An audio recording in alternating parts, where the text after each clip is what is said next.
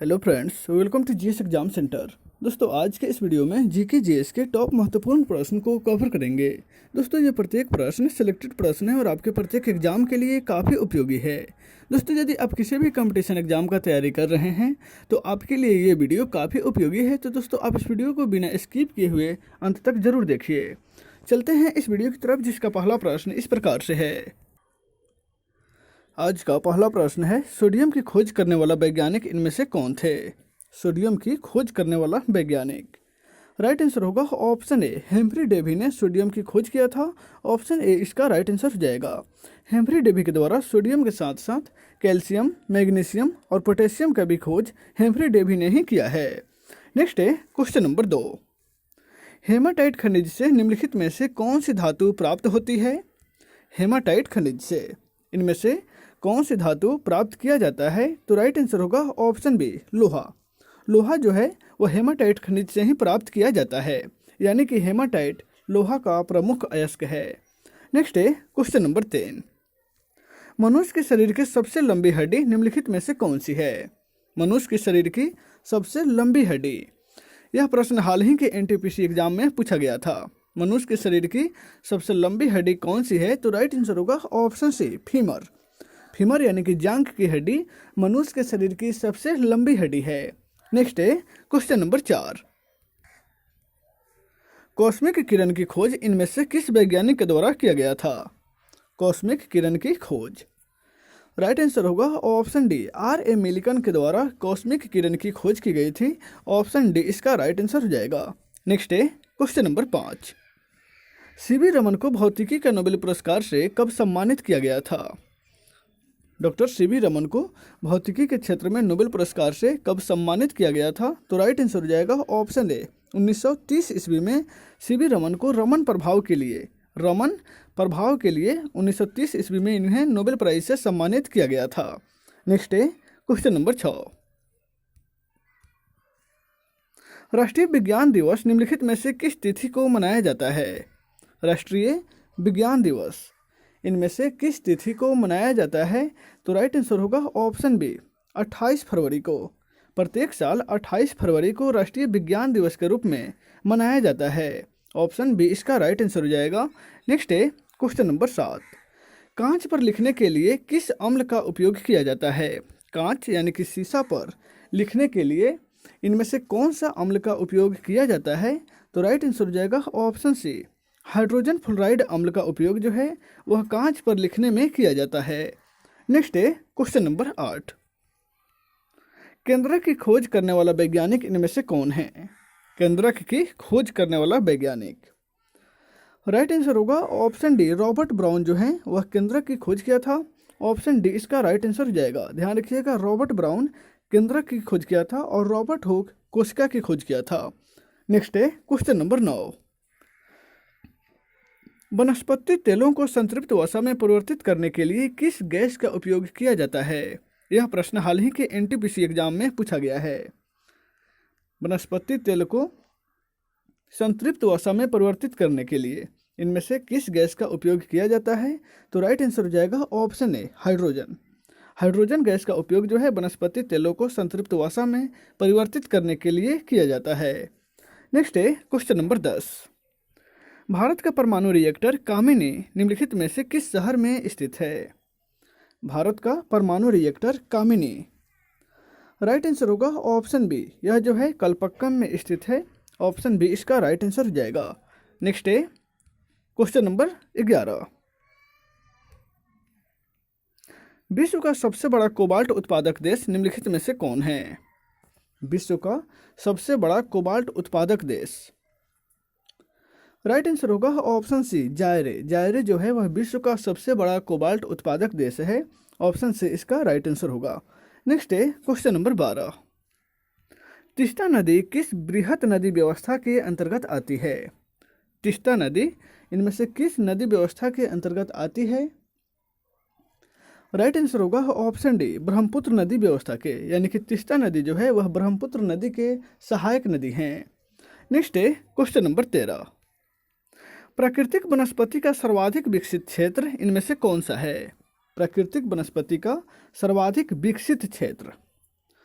Right answer होगा option A, पतझड़ one जो है वह प्राकृतिक वनस्पति का सर्वाधिक विकसित क्षेत्र है। ऑप्शन ए इसका राइट आंसर हो जाएगा। नेक्स्ट है क्वेश्चन नंबर 14। उत्तरी अमेरिका और दक्षिणी अमेरिका के बीच कौन सा स्थल जलडमरू मध्य है? उत्तरी अमेरिका और दक्षिणी अमेरिका के बीच इनमें से कौन सा जलडमरू मध्य जो है वह विभाजित करता है? तो राइट आंसर होगा ऑप्शन बी, पनामा नहर। पनामा नहर जो है उत्तरी अमेरिका और दक्षिणी अमेरिका को विभाजित करती है। नेक्स्ट है क्वेश्चन नंबर 15। रेशमी वस्त्र उद्योग के लिए रेशम किस जीव से प्राप्त किया जाता है? यह प्रश्न भी हाल ही के एनटीपीसी एग्जाम में पूछा गया था। रेशमी वस्त्र उद्योग के लिए रेशम जो है किस जीव से प्राप्त किया जाता है? तो इनमें हो जाएगा कोकून। कोकून से प्राप्त किया जाता है, यानी कि ऑप्शन से इसका राइट आंसर हो जाएगा। यह जो है शहतूत के पत्तियों से प्राप्त किया जाता है। नेक्स्ट है क्वेश्चन नंबर 16। कुंडा परियोजना किस राज्य से संबंधित परियोजना है? कुंडा परियोजना यह जल विद्युत परियोजना है। राइट आंसर होगा ऑप्शन डी, यह जो है तमिलनाडु राज्य से संबंधित है। नेक्स्ट है क्वेश्चन नंबर 17। संसार का प्रसिद्ध डोनवासा कोयला किस देश में स्थित है? संसार का प्रसिद्ध डोनवास कोयला क्षेत्र जो है यह किस देश में है? तो राइट आंसर होगा ऑप्शन ए, यूक्रेन में। डोनवास कोयला क्षेत्र यूक्रेन में स्थित है। नेक्स्ट है क्वेश्चन नंबर 18। इनमें से किस पर्वतमाला को सह्याद्री के नाम से जाना जाता है? इनमें से किस पर्वतमाला को सह्याद्री के नाम से जाना जाता है? तो पश्चिमी घाट को सह्याद्री पर्वतमाला के नाम से जाना जाता है। ऑप्शन बी इसका राइट आंसर हो जाएगा। नेक्स्ट है क्वेश्चन नंबर 19। पृथ्वी को गोल बताने वाला प्रथम विद्वान कौन था? पृथ्वी को गोल बताने वाला प्रथम विद्वान, राइट आंसर होगा ऑप्शन सी, पाइथागोरस। पाइथागोरस जो है पृथ्वी को गोल बताने वाला प्रथम विद्वान थे। ऑप्शन सी इसका राइट आंसर हो जाएगा। नेक्स्ट है क्वेश्चन नंबर 20। राष्ट्रीय विकास परिषद का अध्यक्ष इनमें से कौन होता है? राष्ट्रीय विकास परिषद के अध्यक्ष, राइट आंसर होगा ऑप्शन डी, प्रधानमंत्री। यानी कि राष्ट्रीय विकास परिषद के अध्यक्ष प्रधानमंत्री होते हैं।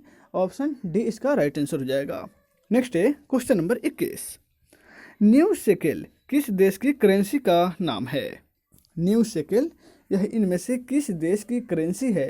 तो राइट आंसर हो जाएगा ऑप्शन ए, न्यू शेकेल जो है वह इजराइल की करेंसी है। ऑप्शन ए इसका राइट आंसर हो जाएगा। नेक्स्ट है क्वेश्चन नंबर 22। अर्थशास्त्र का प्रथम अमेरिकी नोबेल विजेता कौन है? अर्थशास्त्र के प्रथम अमेरिकी नोबेल विजेता इनमें से कौन है? राइट आंसर होगा ऑप्शन बी, सैमुएलसन। सैमुएलसन जो है वह अर्थशास्त्र के क्षेत्र में प्रथम अमेरिकी नोबेल विजेता हैं। ऑप्शन बी इसका राइट आंसर हो जाएगा। नेक्स्ट है क्वेश्चन नंबर 23। भारत की प्रथम जनगणना कब हुई थी? भारत की प्रथम जनगणना, राइट आंसर होगा ऑप्शन बी, 1872 ईस्वी में लॉर्ड मेयो के शासनकाल में भारत की प्रथम जनगणना हुई थी। उसके बाद 1881 ईस्वी से नियमित जनगणना शुरू हो गई, यानी कि प्रत्येक 10 साल के बाद जनगणना शुरू हो गई 1881 ईस्वी से। लेकिन प्रथम जनगणना लॉर्ड मेयो के शासनकाल में 1872 ईस्वी में ही हुई थी। नेक्स्ट है क्वेश्चन नंबर 24। भारत के प्रथम मुख्य न्यायाधीश कौन थे? भारत के प्रथम मुख्य न्यायाधीश, राइट आंसर होगा ऑप्शन डी, हीरालाल जे कानिया। यह भारत के प्रथम मुख्य न्यायाधीश थे। नेक्स्ट है क्वेश्चन नंबर 25। मगध पर शासन करने वाला प्रथम गैर क्षत्रिय वंश कौन था? मगध पर शासन करने वाला प्रथम गैर क्षत्रिय वंश, राइट आंसर होगा ऑप्शन ए, शिशुनाग वंश जो है वह मगध पर शासन करने वाला प्रथम गैर क्षत्रिय वंश था। ऑप्शन ए इसका राइट आंसर हो जाएगा। नेक्स्ट है क्वेश्चन नंबर 26। तहकीक ए हिंद शीर्षक ग्रंथ की रचना किसने किया था? तहकीक ए हिंद शीर्षक ग्रंथ की रचना, राइट आंसर होगा ऑप्शन बी, यह पुस्तक जो है अलबर्नी के द्वारा लिखा गया है। अलबर्नी जो एक तिब्बती लेखक था। तहकीक ए हिंद नामक पुस्तक की रचना जो है वह अलबर्नी ने ही किया था, जिसका अर्थ होता है भारत एक खोज। नेक्स्ट है क्वेश्चन नंबर 27। बिंबिसार किस वंश से संबंधित थे? बिंबिसार, ध्यान रखिएगा बिंबिसार है तो बिंबिसार हर्यंक वंश के संस्थापक थे। ऑप्शन सी इसका राइट आंसर हो जाएगा। एक नाम होता है बिंदुसार। बिंदुसार जो है वह मौर्य वंश के शासक थे, यानी कि अशोक के पिता वह थे बिंदुसार, लेकिन यहाँ पे है बिंबिसार। तो बिंबिसार जो है वह हर्यंक वंश के संस्थापक हैं। नेक्स्ट है क्वेश्चन नंबर 28।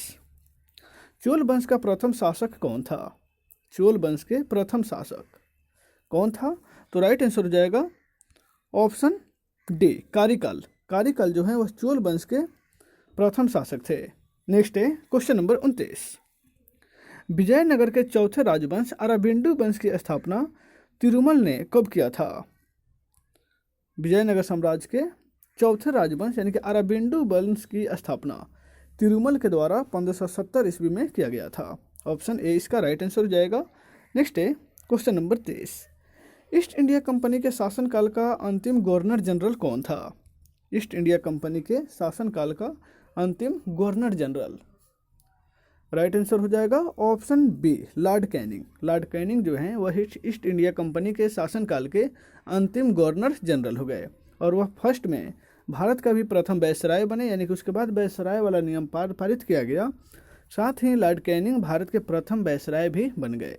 तो दोस्तों आज के इस वीडियो में बस इतना ही, फिर मिलते हैं नेक्स्ट वीडियो में। Take care.